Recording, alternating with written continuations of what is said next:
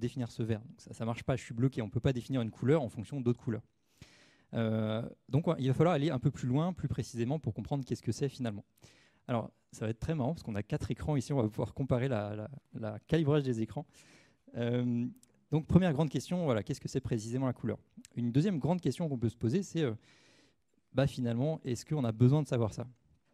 Alors, dans la plupart des cas, non, ce n'est pas nécessaire de savoir précisément ce que c'est la couleur. D'ailleurs, peut-être que voilà, vous ne savez pas précisément et en fait, on s'en sort très bien. Mais en fait, savoir un peu la science, la théorie derrière les couleurs, ça peut nous aider à comprendre certaines bizarreries qu'on peut rencontrer. Par exemple, pourquoi est-ce que dans la roue chromatique, la fameuse roue des couleurs, là, si je prends ce bleu-là et ce jaune-là, en fait, ils n'ont pas du tout la même luminosité. Et ça, c'est un vrai problème parce que dans nos interfaces, on a besoin d'avoir un contraste suffisant entre le texte et l'arrière-plan. Donc ici, on va se retrouver à bidouiller pour avoir un contraste qui va bien parce qu'on n'a pas de moyen de s'assurer qu'il y aura un contraste suffisant. Donc premier problème. Et du coup, on va essayer de voir en fait pourquoi est-ce qu'on a ce phénomène. Est-ce qu'il n'y a pas une autre méthode, une meilleure méthode pour avoir des contrastes adaptés? Un deuxième cas un peu bizarre qui m'est vraiment arrivé. Ici, à droite, j'ai Figma, donc logiciel de design, dans lequel j'ai mis un vert pur de 0,255,0. Et à gauche, j'ai mis le même vert en CSS, donc 0,255,0. Et bien en fait, c'est pas le même vert. Alors là, c'est le même vert à cause de l'écran, mais je vous assure que sur mon Mac, je voyais que ce n'était pas la même couleur, quoi. Et c'est d'autant plus bizarre que c'est la même notation des couleurs. Donc c'est étrange quand même. Alors, si vous ne me croyez pas, alors déjà à la fin, je pourrais vous montrer sur mon Mac ce que ça donne pour vraiment voir la différence. Et peut-être que vous pourrez croire la pipette de couleur de mon Mac.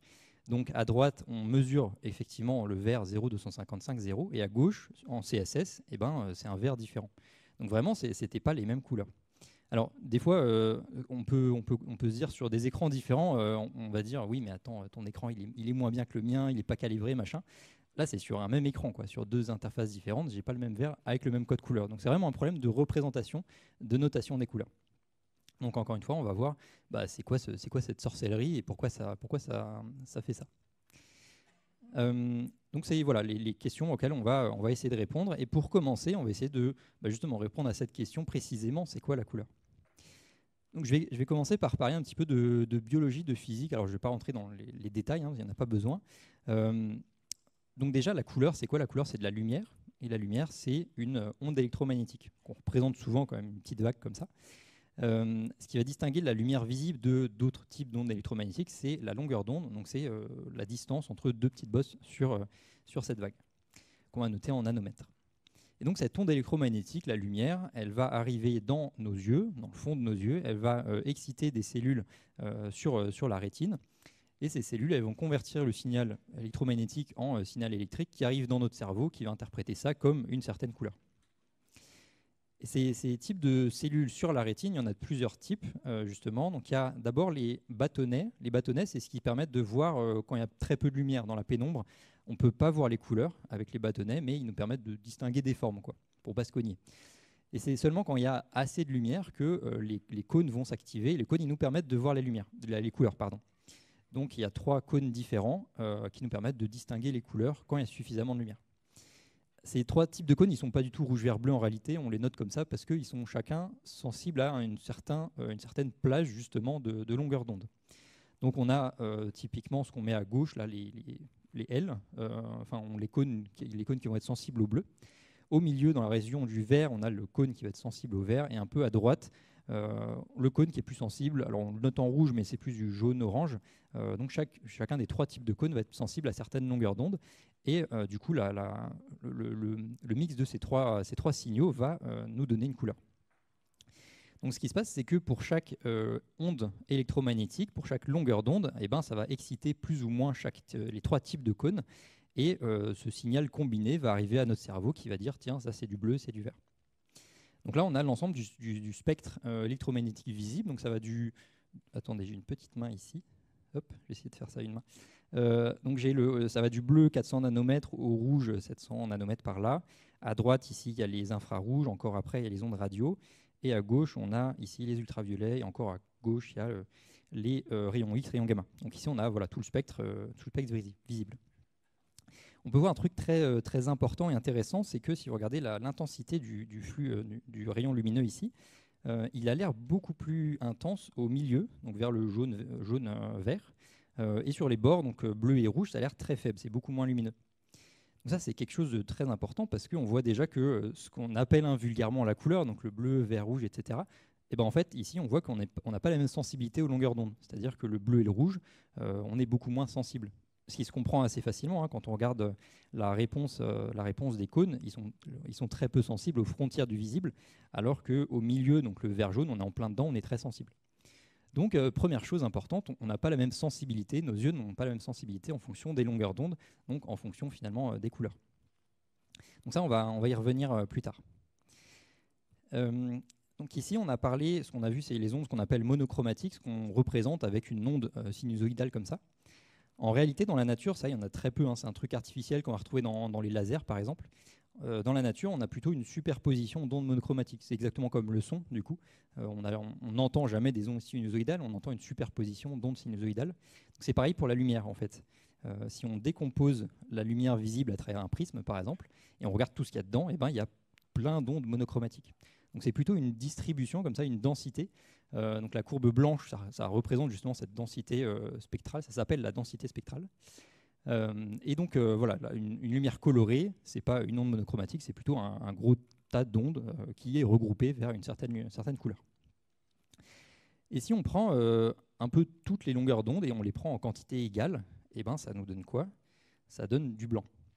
Ou plutôt, ça donne un blanc parce que, encore une fois, ça n'arrive jamais qu'il y ait absolument autant de chaque longueur d'onde. C'est un peu artificiel, imaginaire. Il y aura toujours un peu plus de bleu, un peu plus de rouge, et c'est ça qui va donner finalement une infinité de blanc, en fait. Donc, quand il y a un peu plus de bleu, ça va donner un blanc froid. Quand il y a un peu plus de rouge, ça va donner un blanc chaud. Et donc, c'est là, on a tout un éventail de blancs.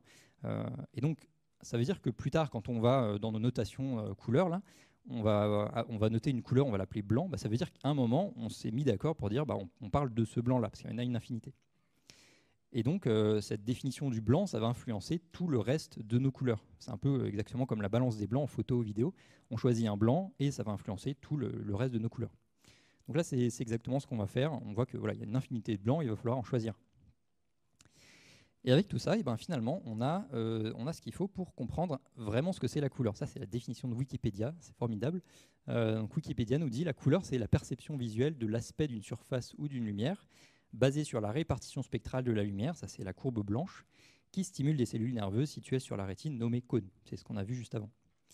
Donc c'est ça, finalement, ce qu'on peut appeler la définition de la couleur. Et on voit que c'est un truc complètement subjectif, c'est une perception, c'est une construction du cerveau, c'est pas un truc complètement objectif. Alors là, on peut se poser encore une grande question, c'est finalement à quoi ça sert? Parce que, en fait, ce qu'on vient de voir ici, ça va juste servir de base à toute la science des couleurs.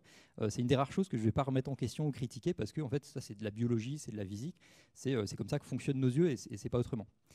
Par contre, je vous l'accorde, on ne va pas pouvoir mettre une distribution spectrale dans notre CSS. Donc il y a un moment, il va falloir trouver des notations, voir comment on peut représenter ce qu'on a vu ici en termes de notation avec des chiffres.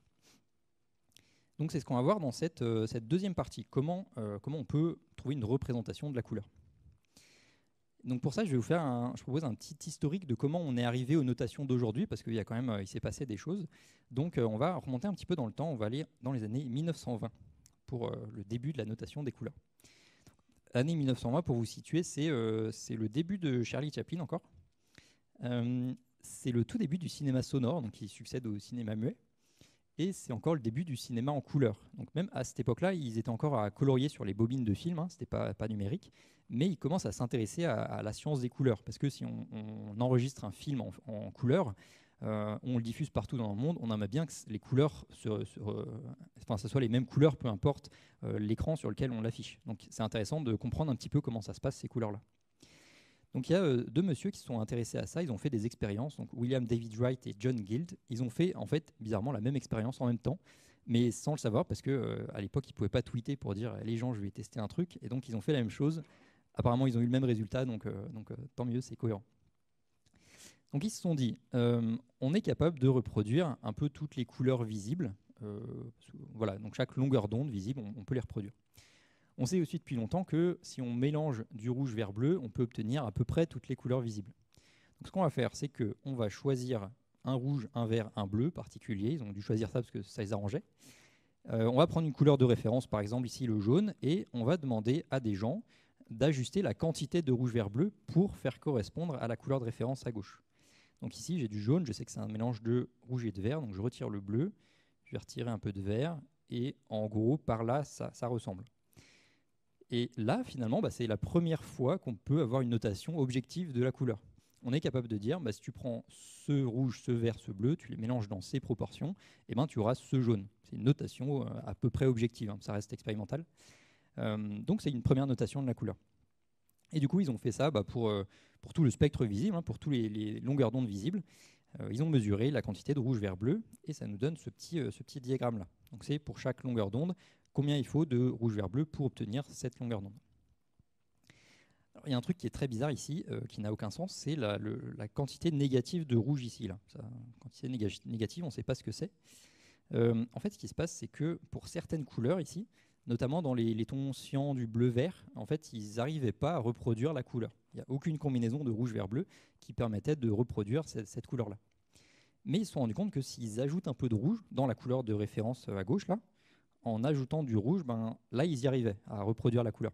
Donc, ils se sont dit, on prend ce bleu cyan machin, on ajoute du rouge, on trouve la combinaison qui va bien, et à la fin, dans le résultat, on retire le rouge qu'on a ajouté au départ. Et c'est comme ça qu'on a des quantités de rouge négatives. Bon, pour l'instant, on ne sait pas trop quoi en faire, on verra plus tard. Au moins, c'est un début. Voilà, on a une notation de toutes les couleurs visibles. Et je dis toutes les couleurs visibles parce qu'effectivement, en fait, ça marche pour les couleurs monochromatiques, le jaune, orange par exemple, mais ça marche aussi pour les mélanges de couleurs. Par exemple, le cyan, qui est un mélange de bleu et de vert, il suffit d'ajouter les valeurs. Et donc, en fait, on a pour toutes les couleurs visibles, pas seulement monochromatiques, on a une représentation de ces couleurs-là. Bon, par contre, on a toujours cette quantité négative de rouge, on ne sait pas quoi en faire, donc là, il va falloir s'en occuper un peu. Donc, ce qu'on va faire, c'est... Ah oui, au fait, donc cette notation, ça s'appelle CIE 1931 RGB. Donc, CIE, c'est pour Commissariat International de l'Éclairage, c'est un truc français. Et ils ont fait ça en 1931. Voilà, et RGB pour RGB. Donc, première notation qui marche bien, mais il y a cette quantité négative de rouge. Donc, ce qu'on va faire, c'est que en fait, ça, on peut le transformer. Maintenant, on a des nombres. Des nombres, on peut dire que c'est des vecteurs à 3 dimensions. On peut faire des maths dessus, ça, on sait faire depuis longtemps. Donc, on va essayer de trouver une nouvelle notation qui nous arrange bien en transformant en fait, les coordonnées. Donc, on va faire une spécification que je vais appeler liste au Père Noël, parce que c'est plus cool. Donc, dans notre liste au Père Noël, on va dire on veut une nouvelle notation des couleurs qui n'ait pas de valeur négative. Parce qu'on ne sait pas ce que ça veut dire. Ensuite, tout à l'heure, je vous ai dit, vous savez, en fonction de la longueur d'onde, il n'y a pas la même perception de la luminosité. Le bleu et le rouge ont l'air plus foncé que le vert et le jaune. Ça serait vachement pratique s'il y avait une coordonnée qui permettait de savoir en fait, la perception de luminosité. Donc on va mettre ça sur la liste au Père Noël, on verra bien ce qu'on peut en faire. Ils avaient déjà les données à l'époque, ils avaient fait des expériences et tout ça, donc ils avaient ces mesures-là. Il y avait d'autres choses sur la liste au Père Noël, je ne vous fais pas le détail, mais voilà, l'idée c'est que les mathématiciens ont pu prendre les coordonnées RGB, prendre ces contraintes-là, et ils ont pondu une nouvelle notation qui s'appelle CIE 1931 XYZ. Donc l'idée c'est qu'ils ont en fait pris les coordonnées rouge, vert, bleu là, ils ont trouvé une petite matrice qui va bien, et en multipliant les deux, ça nous donne une nouvelle coordonnée XYZ. Donc sous forme de graphe, ça nous donne ça. Alors ça ressemble un peu à ce qu'on voulait. Déjà, il n'y a pas de valeur négative. Donc c'est pas mal. Et si on regarde la courbe du milieu, donc celle-là, hop, on a quelque chose qui ressemble à ce qu'on voyait tout à l'heure. Donc la sensation de luminosité, on voyait que c'était plus lumineux au milieu, là, vers le vert jaune. Et plus on s'éloigne, plus on va vers les bords, et moins c'est lumineux. Donc ça ressemble à cette courbe Y, là, la coordonnée Y. Elle représente en fait ce qu'on va appeler la luminance. Donc la luminance, dans ce contexte, c'est vraiment la perception humaine de luminosité. Donc c'est vraiment, est-ce que nos yeux, ils trouvent que c'est clair ou foncé. Du coup, c'est vachement pratique, on a une coordonnée qui nous permet de savoir est-ce qu'une couleur est claire ou foncée. Du coup, de la même façon, on a une représentation de chaque couleur dans cette notation X, Y, Z, chaque couleur visible, comme tout à l'heure. Et donc, on peut représenter l'ensemble des couleurs visibles en 3D, donc dans ce petit diagramme-là. Alors, c'est une représentation des couleurs visibles. Aucun écran n'est capable de restituer l'ensemble des couleurs visibles. C'est vraiment une notation. Mais on peut voir déjà que l'axe vertical, donc l'axe Y, c'est lui qui représente la luminance, donc c'est la sensation de luminosité. On voit qu'effectivement, tout en haut, on a le blanc, juste en dessous, on a le jaune, là, et en bas, on a le rouge et le bleu. Donc c'est vraiment de haut en bas, c'est la sensation de est-ce que la couleur est claire ou foncée. Et en fait, ça, on l'utilise encore aujourd'hui. Quand vous avez une image, par exemple, une image en couleur, vous les passez en noir et blanc, et ben, on va transformer les couleurs dans cette notation-là, et on regarde la coordonnée Y. Et ça nous dit est-ce que c'est clair ou foncé. Une façon de passer une couleur en noir et blanc, c'est regarder la coordonnée Y. Donc ça, c'est pratique, c'est toujours utilisé aujourd'hui. Par contre, donc on est toujours en 1931. En 1931, ils n'avaient pas des cartes graphiques pour afficher des jolis diagrammes 3D. Donc pour eux, ce n'était pas pratique, du coup. Ce qui serait plus pratique, c'est d'avoir ça en 2 dimensions, parce que là, on peut dessiner sur des petits papiers. Donc on va essayer de passer ce truc-là en 2 dimensions. Pour ça, on va faire en plusieurs étapes. D'abord, on va transformer un peu les coordonnées, juste pour modifier un peu la forme. C'est le même ensemble de couleurs, c'est juste, on l'a modifié un petit peu. Ensuite, imaginons que ça, c'est une boule de pâte à modeler. On va venir appuyer dessus par le haut, là, pour l'aplatir. Et ça nous donne ce truc-là. Et là, peut-être que ça commence à parler à certains d'entre vous, parce que dès qu'on parle de science des couleurs, ce diagramme, il n'est jamais loin. Peut-être si certains d'entre vous lisent les rapports de calibrage de vos écrans, tout le monde fait ça, il y a sûrement ce truc-là dans un coin. Donc c'est un peu la base de travail pour travailler sur les couleurs. Et en fait, on va pouvoir voir énormément de choses sur ce diagramme. Donc déjà, si on prend le contour, le trait blanc là, en fait, on a toutes les ondes monochromatiques, donc celles qu'on a vues au début, du bleu 400 nanomètres au rouge 700 nanomètres, etc., en passant par le vert, jaune et tout ça. Donc ça, c'est les couleurs monochromatiques. Ensuite, si on prend 2 points sur ce diagramme, n'importe lesquels, en fait, toutes les couleurs qui sont entre les 2 points, on peut les obtenir avec un mélange des couleurs qui sont aux extrémités. Ce qui veut dire que toutes les couleurs qui sont au milieu, assez naturellement, c'est des combinaisons d'ondes monochromatiques qui sont sur les bords. Okay. Et ensuite, pour continuer, encore une fois, assez intuitivement, si on a un triangle, donc 3 couleurs, toutes les couleurs qui sont dedans dans le triangle, on peut les obtenir avec un mélange des couleurs qui sont aux extrémités du triangle. Et donc ce triangle-là particulier, ce sont justement les 3 couleurs des expériences de Wright et Gill des années 1920. Donc cette fameuse notation RGB. Et là, on voit du coup pourquoi, pour certaines couleurs, je vous disais le cyan, vert et tout ça, ils n'arrivaient pas à reproduire les couleurs, parce que celles qui sont à l'extérieur du triangle, il n'y a aucune combinaison de rouge, vert, bleu qui permette de les reproduire. Donc ils ne pouvaient pas. Et par contre, si on rajoute du rouge, là on ramène la couleur dans le triangle, et là ça marchait. Donc j'ai appelé ça une notation jusqu'à maintenant. Je vais introduire la notion d'espace de couleur. Du coup, pour simplifier, on va dire un espace de couleur, c'est un ensemble de couleurs.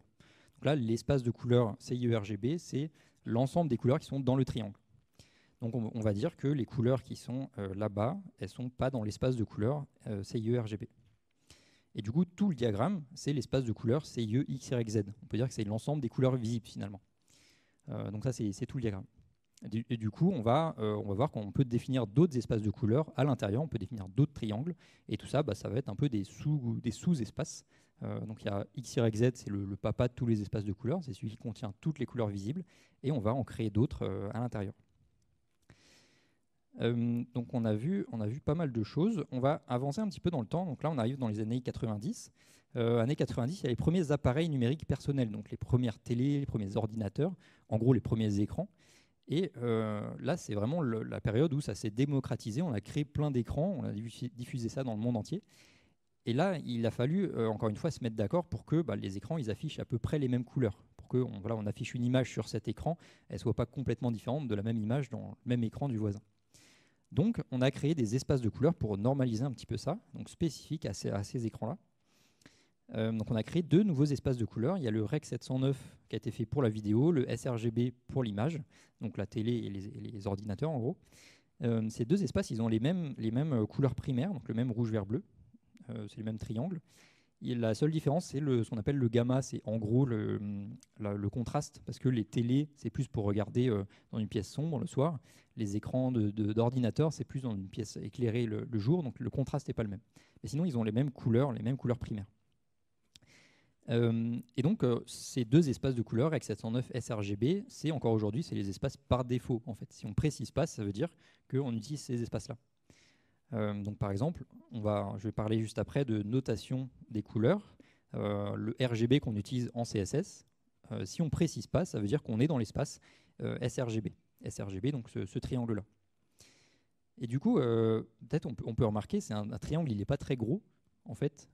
Donc en surface du diagramme, là, il représente à peu près 35% des couleurs du diagramme. En surface, pas en volume. Donc si on prend le volume, ça fait, sur l'ensemble des couleurs visibles, c'est moins de 35% des couleurs visibles. Bon, en vrai, ça n'arrive pas souvent qu'on se dise tiens, cet écran, il n'a pas assez de couleurs, machin. Dans la vie de tous les jours, c'est largement suffisant. Mais voilà, il faut prendre en considération que les écrans, aujourd'hui, ils sont capables d'afficher un tout petit nombre des couleurs visibles, en fait. Donc ça, c'est pour le sRGB Rec 709. Et donc, comme je vous disais après, donc, on va avoir plusieurs notations à l'intérieur de l'espace sRGB, donc dans le même triangle, on va avoir plusieurs façons de noter ces couleurs-là. Donc là, on a par exemple la notation RGB, pardon, donc c'est la plus connue, la plus simple peut-être, c'est tout simplement une quantité de rouge, vert, bleu. Donc le rouge, le vert, le bleu, comme je disais, c'est les sommets de ce triangle-là. Donc le rouge, vert, le RGB, c'est une notation qui est simple, mais à l'usage, elle n'est pas très pratique, parce que si j'ai une couleur en RGB, je la veux un peu plus saturée, qu'est-ce que je fais? Est-ce que je rajoute du bleu, je retire du rouge? Je ne sais pas trop. Donc c'est une notation qui n'est pas très pratique. C'est pour ça qu'on va en voir d'autres. Juste avant ça, j'ai fait une petite représentation, une petite animation 3D, parce que je trouve que ça aide vraiment à comprendre comment se comporte une notation. Ici, on voit que la notation RGB, si on représente un volume, en fait, ça fait un cube. Donc on voit bien ici, là on a 0, 0, 0. Là, il y a le rouge, le vert, le bleu. Et ici, on voit bien que si on mélange du rouge et du vert, là, ça fait du jaune. Et là-bas, on a du cyan. Donc ça aide pour moi vraiment à comprendre qu'est-ce qui se passe si on mélange des couleurs, qu'est-ce qui se passe si on ajoute du rouge, on tire du vert, etc. Donc ça, on verra d'autres représentations, d'autres notations. Du coup, comme je disais, donc là, on a la notation RGB qui n'est pas très pratique à l'usage, donc on en a d'autres à notre disposition. On a par exemple le HSL, que vous connaissez peut-être aussi. Donc c'est, encore une fois, on est toujours dans l'espace de couleurs sRGB, donc le même triangle, le même ensemble de couleurs. C'est une autre notation dans l'espace sRGB. Donc le HSL pour Hue, Saturation, Lightness. Le Hue, donc la teinte, c'est le petit slider ici. Et alors là, on pourrait se dire que de gauche à droite, c'est la saturation, et de haut en bas, c'est la luminosité. En fait, pas tout à fait, parce que si vous regardez la luminosité, là, je suis à 100%, c'est du blanc pur, mais si je vais tout à gauche, là, je passe à 50%. Donc ça, c'est un peu bizarre. Et si je baisse ici, là, je passe à 0%. Et là encore, ça va vraiment aider si on prend la petite représentation en 3D. Donc ça donne deux cônes empilés comme ça. On a la teinte, donc la hue, c'est l'angle autour du disque. La luminosité, c'est de haut en bas. Et saturation, c'est le rayon. Et là, on comprend très bien que les couleurs les plus saturées, elles sont au milieu là. Donc c'est une luminosité de 50%. Et du coup, si on a une luminosité de 100% ici, on a du blanc. Si on baisse un tout petit peu, en fait, peu importe ce qu'on fait, on est un peu confiné dans cet espace-là. Donc on peut augmenter la saturation, changer la teinte, ça ne va pas trop changer, on aura du gris clair, quoi. Et tout en bas, on a le noir. Donc là, voilà, ce que je disais, ça permet de comprendre un peu comment ça va se comporter si on change la luminosité, la saturation, etc.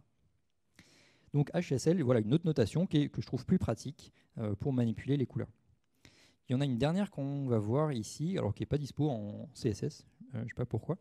HSB, donc c'est Hue, Saturation, Brightness. Donc c'est pratique, c'est qu'on traduirait le B en luminosité, enfin brightness, de la même façon que le L de lightness. Donc on va garder ça, on va garder HSB. Ça ressemble beaucoup dans le sens où il y a la teinte ici, le H, la saturation de gauche à droite, et cette fois en fait ça se comporte comme on le voudrait, c'est-à-dire que tout en haut c'est la brightness 100%, et si je baisse ça fait brightness jusqu'à 0%. Donc si je prends la représentation 3D, c'est un seul cône. Donc c'est, je dirais, peut-être un peu plus intuitif. Il n'y a pas ce truc bizarre de, en fait, on change de gauche à droite, ça change la luminosité. Là, c'est vraiment, je dirais, le plus intuitif. On peut remarquer au passage que ce qui est tout en haut, finalement, c'est la fameuse roue des couleurs, la roue chromatique. Donc la roue chromatique, c'est l'ensemble des couleurs qui ont une brightness de 100% dans cette notation-là. Donc finalement, on a fait un peu le tour des différentes notations des couleurs dans l'espace sRGB. Encore une fois, c'est le même triangle. Je ne vous ai pas parlé du code hexa, c'est exactement comme le RGB, sauf que le rouge, vert, bleu sont encodés en hexadécimal sur deux chiffres ou lettres. Donc c'est exactement pareil, ça fait un cube comme ça. Donc on a ces trois notations qu'on utilise encore aujourd'hui, donc ça marche très bien, il n'y a pas de problème. Par contre, vous vous souvenez, donc tout ça, ça a été défini dans les années 90. En fait, si j'avance encore un petit peu dans le temps, année 2010, eh ben, la technologie a évolué, on a des écrans qui sont plus performants, et en fait, ils nous permettent de représenter des couleurs qui sont au-delà de l'espace sRGB. Donc prenez le triangle là, les écrans d'aujourd'hui peuvent représenter des couleurs qui sont en dehors du triangle. Et en fait, si on utilise la notation sRGB, donc le RGB, HSL, HSB, on est contraint dans ce triangle de l'espace sRGB. On peut pas sortir, c'est pas possible. Donc il a fallu créer des nouveaux espaces de couleurs un peu plus larges, avec plus de couleurs, pour en fait ces nouveaux écrans. Donc on va introduire un nouvel espace de couleurs qu'on va appeler P3, et qui est un nouveau triangle. Encore une fois, on a défini des nouvelles couleurs primaires, et qui c'est un petit peu plus grand que l'espace sRGB. Donc je vous disais tout à l'heure, sRGB c'est à peu près 35% du diagramme en surface. Ici on est à peu près 50%, donc c'est un peu plus gros. C'est surtout dans les tons verts, ici on voit qu'il y a pas mal de différences, dans les tons rouges aussi, et les bleus quasiment pas. Mais voilà, on a un espace de couleurs qui nous permet de représenter, de noter des couleurs un peu plus saturées que sRGB. Donc P3, c'est une famille en fait d'espaces de couleurs. Il y en a plusieurs. Il y a le display P3 qui a été fait par Apple pour les appareils Apple. Il y a le DCI P3 pour le cinéma. Donc il y en a plusieurs. Je ne sais plus exactement ce que c'est la différence, il ne doit pas y en avoir beaucoup. Mais voilà, en gros, c'est des espaces de couleurs qui encodent plus de couleurs que le sRGB. Par contre, je vous disais tout à l'heure que si on ne précise pas, ça veut dire qu'on est en sRGB par défaut. C'est-à-dire qu'en CSS, si vous mettez RGB quelque chose, là, comme je vous disais, on est contraint dans l'espace sRGB. Si on veut utiliser le P3, donc des couleurs plus saturées, eh ben, il va falloir déjà s'assurer qu'on est sur un écran qui supporte le P3. Donc, par exemple, les Apple, ou maintenant il y en a d'autres, je suppose. Il y a une media query qui nous permet de savoir est-ce que notre écran supporte le P3. Et ensuite, il faut utiliser une syntaxe particulière, donc c'est une syntaxe un peu plus moderne, qui nous permet de spécifier dans quel espace on va noter la couleur. Donc on a trois chiffres ici, 0, 1, 0, et on lui dit c'est dans l'espace P3. Donc c'est une notation qui est future-proof du coup. Pour l'instant, on peut lui dire P3, mais demain, on pourra lui demander d'autres espaces de couleurs encore plus larges. Parce qu'il y en a plein d'autres que le P3. Hein. Donc voilà, si vous voulez faire des couleurs plus saturées sur vos interfaces, il faut utiliser ces notations-là. Et donc ça peut complètement être du progressive enhancement. Hein. On peut faire des couleurs sRGB sur les écrans classiques, on va dire, et sur les écrans plus élaborés, on peut mettre des couleurs plus saturées. Et ben donc du coup, c'est ça qui s'était passé dans ma fameuse bizarrerie ici. À gauche, j'avais mon Figma qui était configuré pour du P3. Parce qu'à l'époque, alors ça a peut-être changé, à l'époque Figma, il ne s'occupait pas trop des espaces de couleurs, donc c'était celui de l'écran, donc en l'occurrence du P3. Et à gauche, par contre, ça a toujours été spécifié que RGB en CSS, c'est du sRGB. Donc à droite, dans Figma, j'ai le vert pur de l'espace P3, donc le point, la couleur primaire vert de l'espace P3. Et à gauche, c'est le vert de l'espace sRGB, donc ce n'est pas les mêmes. Et du coup, ma pipette de couleur MAC, elle est réglée, on peut changer là dans la pipette de couleur, elle est réglée pour l'écran, c'est-à-dire du P3. Donc à droite, c'est bon, c'est le vert du P3, et à gauche, c'est un vert qui est un peu moins saturé. Donc là, voilà, si vous avez un Mac et vous pouvez jouer avec la pipette de couleur, vous pouvez changer ici, mesurer dans l'espace sRGB, dans P3, etc. Donc c'est donc ça qui se passait dans cette fameuse capture d'écran. Et sur Figma, du coup, alors ils ont changé l'interface depuis, je ne sais pas si c'est toujours pareil, mais on peut régler l'espace de couleur dans Figma et dans les autres logiciels de design, je suppose. On peut changer sRGB ou P3. Donc sachez au moins dans quel espace vous vous trouvez pour éviter les surprises avec vos développeurs. Voilà, donc petit résumé, côté design, si vous voulez utiliser P3, encore une fois, ce n'est pas du tout obligatoire. Hein. Si vous voulez utiliser du P3, côté design, il faut configurer son logiciel pour utiliser le P3. Si vous faites des images genre en Photoshop ou n'importe où, vous pouvez inclure l'espace de couleur dans l'image. Donc l'image peut être autoportante, elle peut dire moi je suis en espace P3. Et côté dev, je vous l'ai montré, il faut préciser l'espace qu'on utilise dans les codes couleurs, dans CSS ou autre. Ok, donc on a vu cette première bizarrerie de Figma, etc. Il nous reste un deuxième problème, c'était ce truc-là. Là. Pourquoi est-ce que le bleu a l'air plus sombre que le jaune? Ça, c'est d'autant plus bizarre qu'on a vu que la roue chromatique, là, en fait, c'est toutes les couleurs dans la notation HSB, c'est toutes les couleurs qui ont une luminosité à 100%. C'est-à-dire que toutes ces couleurs-là, elles ont la même luminosité de 100%. Donc pourquoi est-ce que le bleu, il a l'air plus sombre que le jaune? Et en fait, ça va rejoindre ce qu'on a vu avant. Hein. On a un peu oublié la notion de perception des couleurs, du bleu, du vert, etc. En fait, on a construit ce qu'on a appelé la luminosité, mais dans nos notations, une luminosité à 100%, ça veut dire qu'il y a au moins un des trois là qui est à 100%. Au moins un des trois rouge, vert, bleu qui est à 100%. Et c'est comme ça qu'on se retrouve avec du bleu qui a une luminosité de 100%, comme le blanc en fait. Donc c'est pas du tout fidèle à notre perception des couleurs.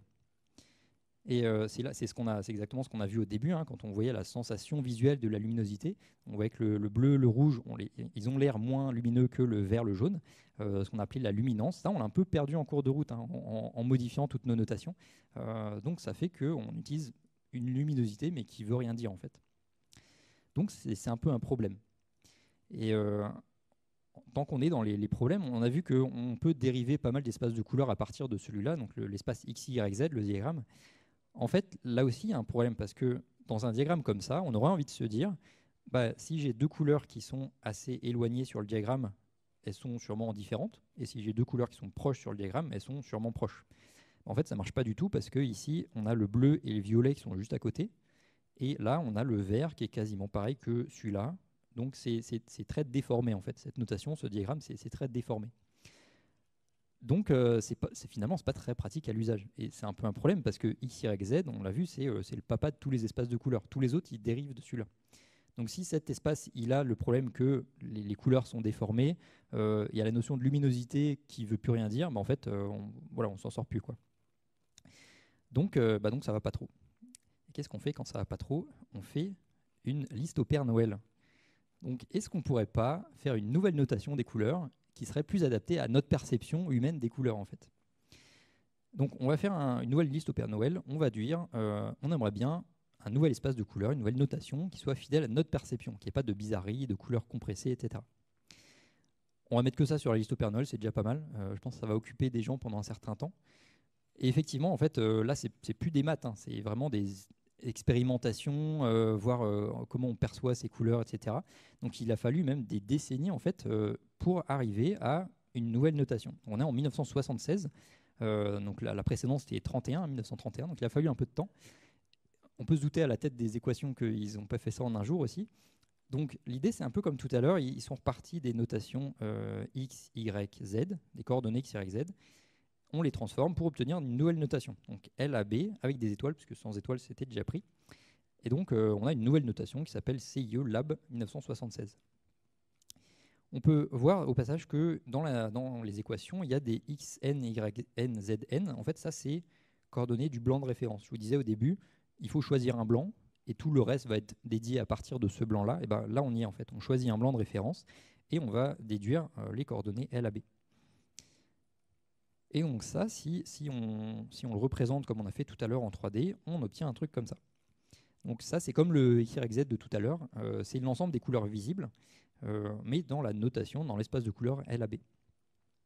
Donc on a retrouvé la coordonnée verticale qui est la luminance, donc c'est vraiment la sensation de luminosité, avec le blanc tout en haut, le jaune ici, et le bleu et le rouge tout en bas. Mais contrairement à tout ce qu'on a vu avant, on voit qu'il n'y a pas une couleur qui prend toute la place, il n'y a pas de saut entre les couleurs, c'est assez uniforme, assez bien réparti, et donc c'est exactement ce qu'on cherchait en fait. C'est quelque chose, un espace de couleurs qui contient toutes les couleurs visibles, mais sans déformation. Donc ça, c'est nickel, c'est exactement ce qu'on voulait. Alors la seule chose qui peut être un peu difficile, c'est les coordonnées elles-mêmes en fait. Donc là, verticalement, c'est la luminance, ça on l'a déjà vu. Mais les deux autres coordonnées, A et B, en fait, alors je ne sais jamais, il y en a une des deux, ça va du bleu au jaune, je crois, et l'autre, c'est du vert au rouge.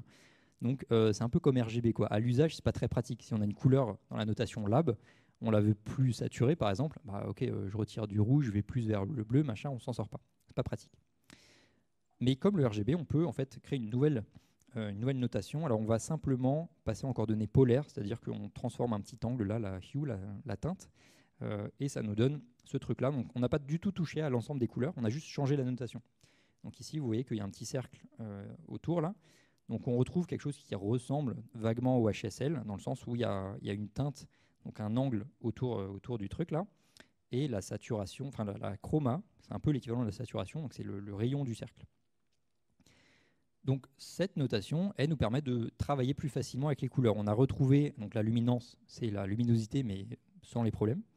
La hue, donc la teinte, c'est l'angle autour du cercle, et la chroma, donc c'est un peu l'équivalent de la saturation.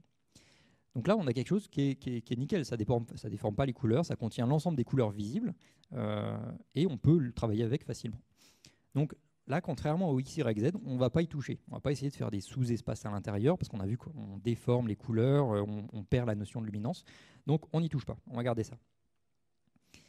Et donc, on peut toujours avoir des sous-espaces à l'intérieur. Par exemple, là, on a l'espace sRGB, mais dans la notation LCH. C'est-à-dire que c'est un bout de ce volume-là qui contient toutes les couleurs de l'espace sRGB. Donc, on a toujours cette possibilité d'avoir des espaces à l'intérieur, mais simplement, on ne va pas déformer les coordonnées. On va juste en fait, découper l'espace pour en faire des plus petits. Donc ça, finalement, c'est les mêmes ensembles de couleurs. À gauche, c'est dans l'espace ici YZ, là. Donc on voit très bien que c'est artificiel, hein. On a bourré des couleurs dans des formes qui nous arrangent bien. Et à droite, alors certes, ça ne nous arrange pas comme forme, mais au moins, c'est quelque chose qui n'est pas déformé. C'est plus fidèle à notre perception des couleurs. Alors juste pour finir sur la théorie, si ce n'était pas assez, c'est à la fin ça. Donc en 2020, il y a un monsieur qui s'appelle Björn Ottosson qui a dit en fait vos espaces de couleurs, lab, XYZ et tout ça, c'est sympa, mais il y a des problèmes.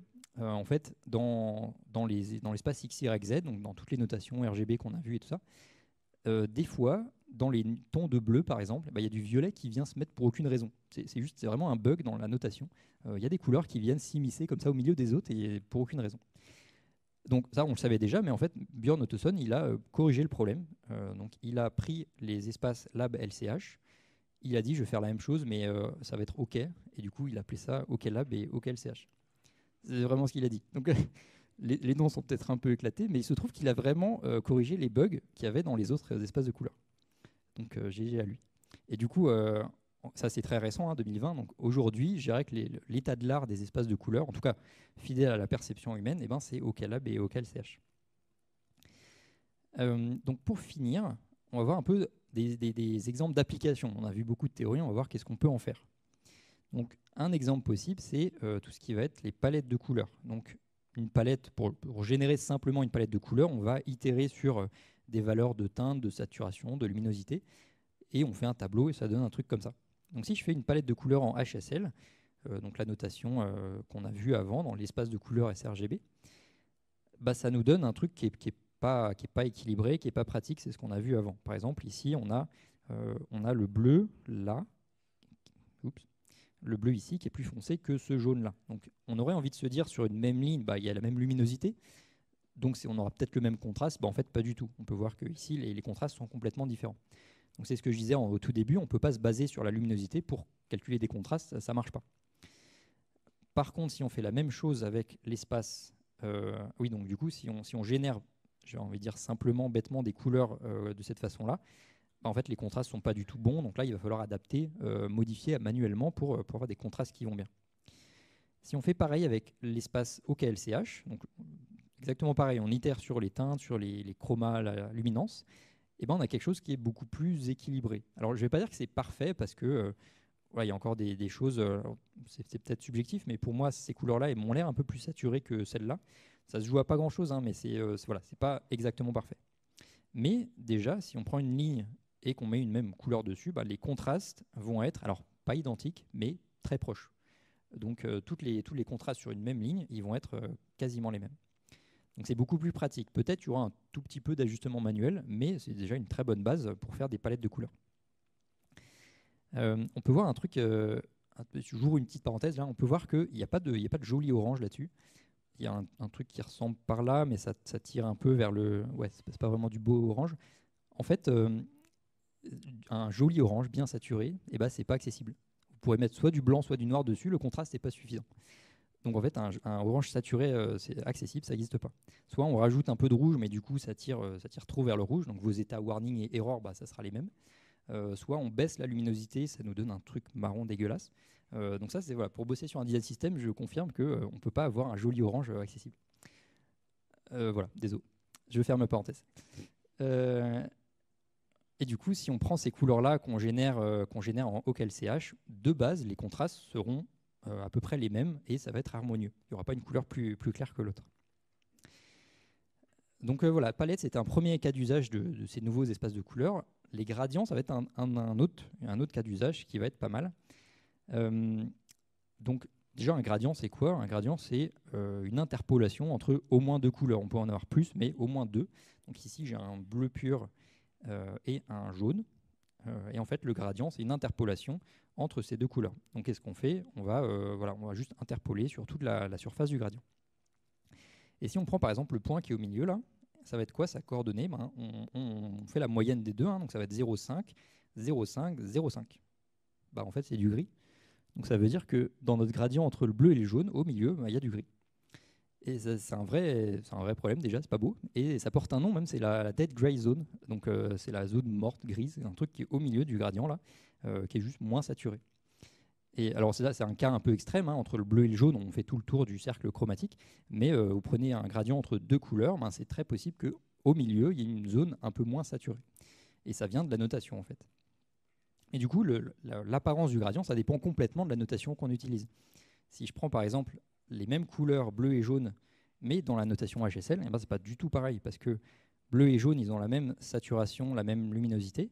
Donc la seule chose qui change, c'est la teinte. Et du coup, qu'est-ce qu'on va faire? L'interpolation, ça va faire le tour du cercle chromatique. Donc on passe par le cyan, par le vert, etc. Et là, on voit tous les problèmes dont on a parlé. Le vert, il prend toute la place. Il y a une barre pour le cyan, parce que pourquoi pas. Donc c'est pas beau, globalement. Et du coup, qu'est-ce qui se passe si on utilise les nouveaux espaces de couleurs, les nouvelles notations? C'est beaucoup mieux. C'était le but. On a quelque chose qui est beaucoup plus équilibré. Il n'y a pas une couleur qui prend toute la place, etc. Donc c'est quand même visuellement un peu plus joli. Et pareil avec OKLCH, je dirais que ça ressemble au HSL sans les problèmes.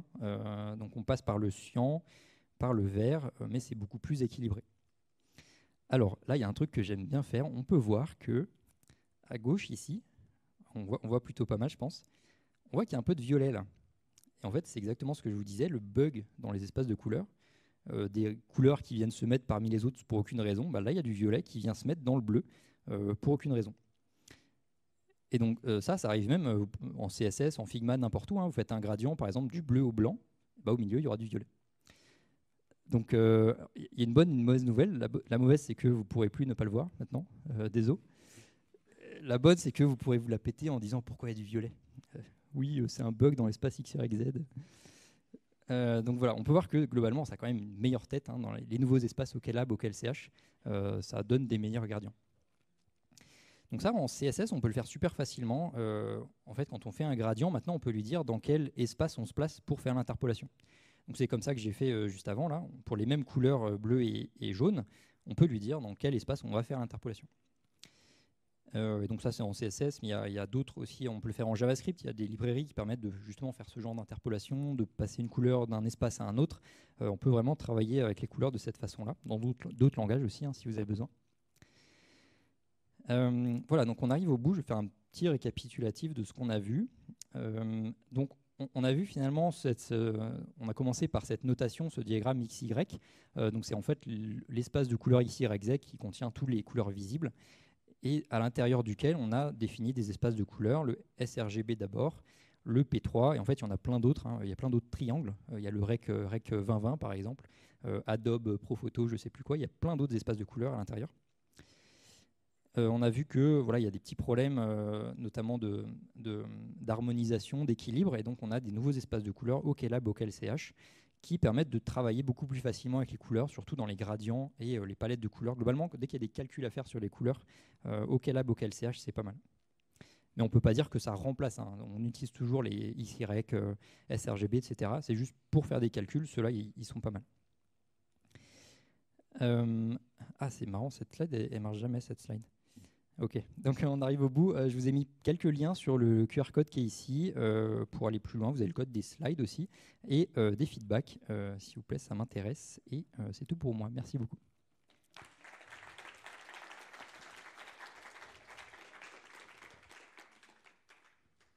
Ouais, je pense qu'on a un peu de temps pour les questions. Oui. Pardon, le HDR. HDR. Alors, la question, c'est il est où le HDR? Donc, HDR, pour ceux qui ne connaisseraient pas, High Dynamic Range, c'est quelque chose qui permet de mettre énormément d'informations dans les couleurs. C'est un peu lié.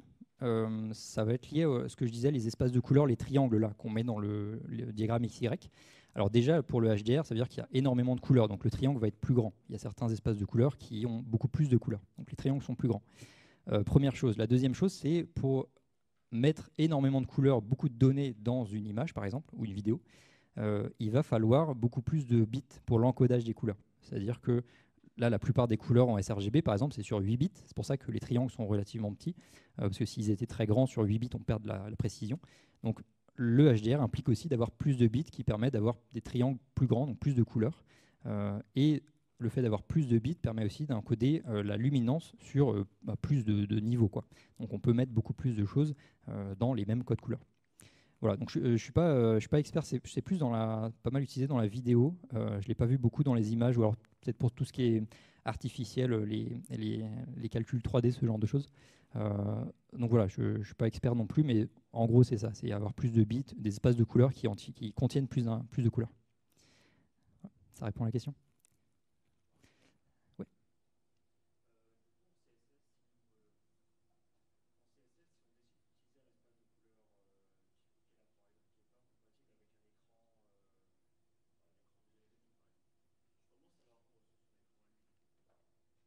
Ok, alors la question, si on utilise OKLCH ou OKLab, je ne sais plus, en CSS, comment est-ce que ça se comporte sur un écran qui ne supporte pas les espaces de couleurs plus larges?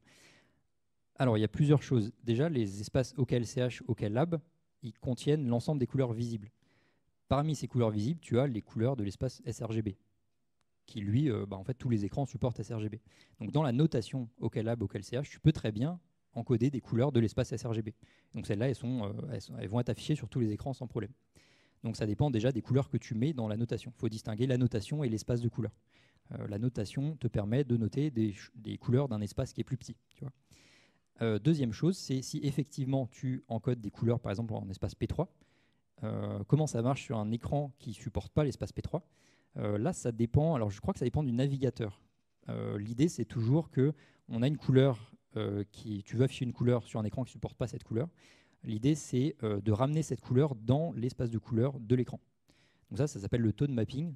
En gros, tu as des valeurs qui dépassent de ton espace de couleur et tu veux la ramener dans l'espace. Et ça, je disais, ça dépend des navigateurs. Je crois qu'ils n'ont pas tous les mêmes algorithmes. En fait, il y en a un algorithme un peu débile, c'est tu écrètes, tout ce qui dépasse, tu le coupes. Ça, c'est pas bien du tout, ça va déformer toutes tes couleurs. Il y a d'autres algos, il y a plusieurs algos pour faire du tone mapping. Il y en a, ils vont faire un genre de scale, peut-être un scale non linéaire. C'est pas juste un scale sur toutes les couleurs, c'est une courbe comme ça, un peu en log. Donc tout ce qui est très haut, tu vas l'écréter, quoi. Mais c'est pas un écrétage naïf, tu fais un peu une courbe en log comme ça. Donc il y a plusieurs algos, les navigateurs, je sais pas exactement ce qu'ils font, ça dépend de l'implémentation du navigateur. En tout cas, ils ramènent la couleur dans l'espace.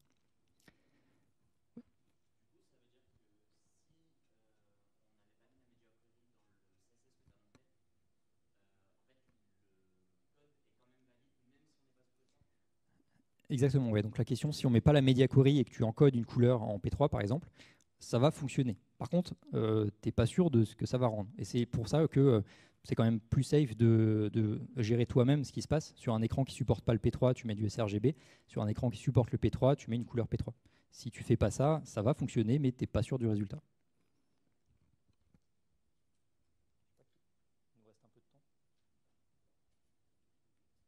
On a encore un peu de temps s'il y a d'autres questions. Oui.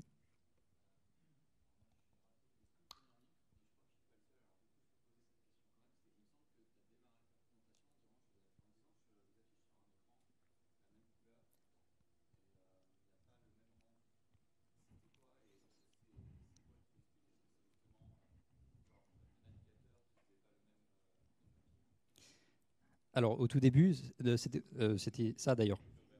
C'était ça. Bon, alors, je ne sais pas si vous pouvez le voir en partant là. Hop, sur mon écran, on voit la différence. Parce que donc, ce qui se passait ici, c'est à droite, on a Figma qui représente le vert de l'espace P3, parce que dans Figma, on a configuré Figma pour gérer l'espace P3. Et à gauche, en CSS, c'est du sRGB. Donc, ça veut dire que tu as le même code couleur, mais à droite, c'est le vert de P3, et à gauche, c'est le vert de sRGB. Donc, c'est pour ça que sur un même écran, sur deux interfaces différentes, ce n'est pas les mêmes verts. On peut le voir normalement. Voilà, si vous voulez passer à la fin. Là. Voilà. Et du coup, là, on ne voit pas la différence parce que cet écran ne gère que le sRGB. je pense qu'on arrive au bout, hein, on va s'arrêter. Je reste dans le coin, si jamais il y a d'autres questions, n'hésitez pas. Merci.